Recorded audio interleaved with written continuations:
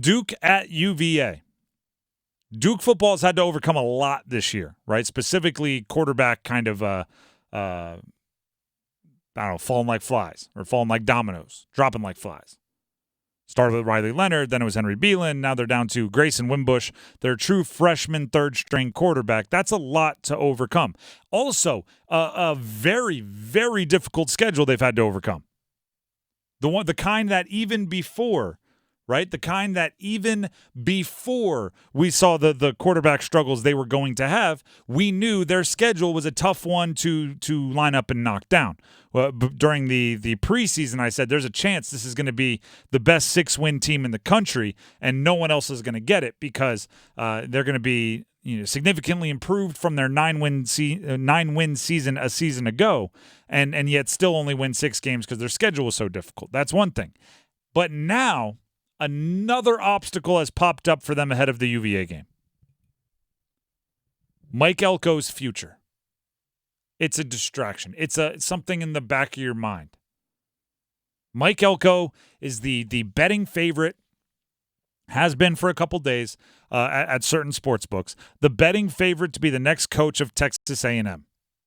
And Texas A&M routinely is in the top handful of schools when it comes to revenue and athletics budgets, which means they've got cash that not many schools can keep up with. So when that team is rumored to be interested in your coach, there's a lot of quaking in your boots, right? There's a lot of, can we keep him? Will he stay? Does he want us? Are we good enough? On and on and on and on. Let's hear from Mike Elko on what he thinks the point of emphasis for the Duke Blue Devils will be over the final 2 games. Yeah, I mean, the character and the culture. I think that's the biggest thing. And we've got a lot of guys. I talked to the leadership group about this. We've got a lot of older guys in this program that their legacy is going to be how this season finishes. And they have a lot of pride in that. And so I think as we move forward down the stretch here, I know we kind of want to lump seasons into success and failure, but there's a lot of degrees in this thing. And so between 6-6 and 8-4 is a huge difference. And that's not lost on anyone in our locker room. And so, Charlotte's not alive anymore, but we still have a lot to play for coming down the stretch. There is a lot to play for. You are bowl eligible. How can a coach stand in front of the team and ask them to stick together and sacrifice for one another and everything else a coach asks for when you might have one eye out the door? And the other option is maybe Mike Elko has looked his team in the eye and said, I'm not leaving. Right? He did the Mac Brown. I'm not going anywhere. If he's done that privately, why hasn't he done that publicly? We've gotten vague references to how much he loves Duke. We've gotten vague references to how much his family loves the area. We've gotten vague references to everybody always thinks I'm leaving, but he has not said, no, I'm not. I love what he said at the beginning of that soundbite. I think it was attitude and culture. And when you just look at what he's been able to establish with this Duke football team over the past 2 years, the culture has changed significantly. A ton. Not taking anything away from David Cutcliffe, but it just got to a point where I think Cutcliffe had a similar effect at times early in his stay at Duke as far as changing the culture. Yeah, but towards the end, it was just time for a rechange. Yep. But I believe Elko has really taken pride of what he's done at Duke, how he's been able to put the football program on the map, and I'm with you. I just don't see how he could stand in front of a locker room in these last 2 games and give a rah-rah, let's finish out the season strong, when in the back of his mind he knows that he would be leaving to take another coaching job. And there are ways around it, right? There are speeches about, hey, this isn't about, 2 weeks from now, 3 weeks from now. This is about tonight. This is about the next 60 minutes of football, and we're going to play every last one of you. Can do that, but players aren't stupid, right? Players aren't stupid. I talk about the right now. When a head coach is asked, I remember Sean McVay did this with Jared Goff, right? Hey, coach, is Jared Goff still your starting quarterback? And he said, Jared Goff is our starting quarterback right now. As if that's going to wash away anyone's concerns. No, Jared Goff isn't an idiot. He said, right now? Well, what about tomorrow, coach? I need to plan. Right now, what about 20 minutes from now? Are you saying you might make a change then? And then obviously he ended up making the change and going with Stafford. It worked out for both sides. Goff's playing great in Detroit. Stafford won a Super Bowl with the Rams. But my point is, the right now doesn't fool anybody. The non-answer doesn't fool anybody. Maybe back in the day, right? Maybe when there wasn't 24-hour sports networks. Maybe when there wasn't podcasts reacting to each and every one of your comments at a post-game press conference. But now there are. Right? You listen back. How can a coach stand in front of a team and ask them to stick together and sacrifice for one another when the coach is going, well, actually, Tuesday's not good for me. I'm talking with the people from College Station. Yeah. Like, that's not how it works. And again, the other thing about this is players are human. You want to say, don't worry about what you can't control. You want to say, don't worry about it. You want to say it'll all work out. You want to say coach cares about you. But they're human. How is it not in the back of their brain? How are they not setting Google alerts for Mike Elko so every single time a new article from a College Station newspaper comes out or a college football blog comes out that puts Mike Elko as the favorite to be the Texas A&M head coach, how do they not see that and then think, well, I guess I got to look out for me because coach is darn sure looking out for him? This is all allegations of, again, no inside scoop from the Devil's Den, 247 Sports, on Mike Elko's future. But just in my interactions that I've had with him in post games, he's the kind of coach where at the end of the season, if they finish 8-4, 9-4 with a bowl win, he'll say, that's great, back-to-back seasons of 9-4 overall records, but we left a lot on the table. Going back to that Notre Dame game. Oh, 100%. I mean, that's I would hope most coaches. But even like the bowl eligibility, like you bring up the bowl. You fight so hard for bowl eligibility. Duke football, pre-Elko, would celebrate bowl eligibility. They are now bowl eligible.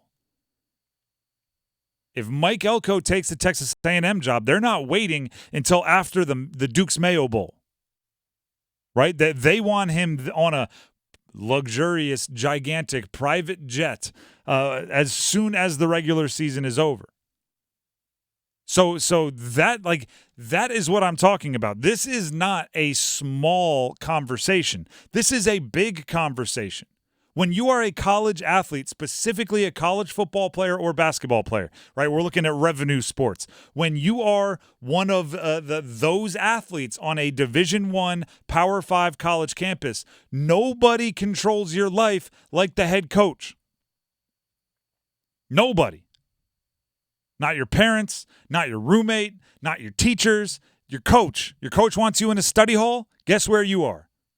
You're either in a study hall or you're running at 4:30 the next morning. Coach wants to practice in the mornings. You reschedule your entire academic schedule, all your classes, so you have afternoon classes so you can practice in the morning. Your coach wants to flip it. You go reschedule all of your classes to schedule practice in the afternoon and all your classes in the morning. Your coach wants you gaining weight. You are eating more. Your coach wants you losing weight. You are eating less, working out more. Your grades drop. You're in academic advisors and tutor meetings. Your grades are up top. You're being promoted, right? Your coach wants you to be at some local charity philanthropic event representing the team. Guess what? You're there. Your coach controls so much about your life. They are such a big factor in your life, and that's not even taking into account they decide whether you play or not. Yeah. That's not even taking into account they decide if this thing that is more than a full-time job, you're working more than 40 hours a week on your football when you're in college, if you're really getting after it, and they decide whether that work pans out to on-field performance or not. And that guy, even if there's a 5% chance he's leaving, think of how much that would rock your world. It's not a small conversation. It is a very, very big conversation. And then enter UVA. At home, right? This is at UVA. UVA is a scrappy team. Are they the most talented in the ACC? Heck no. Heck no.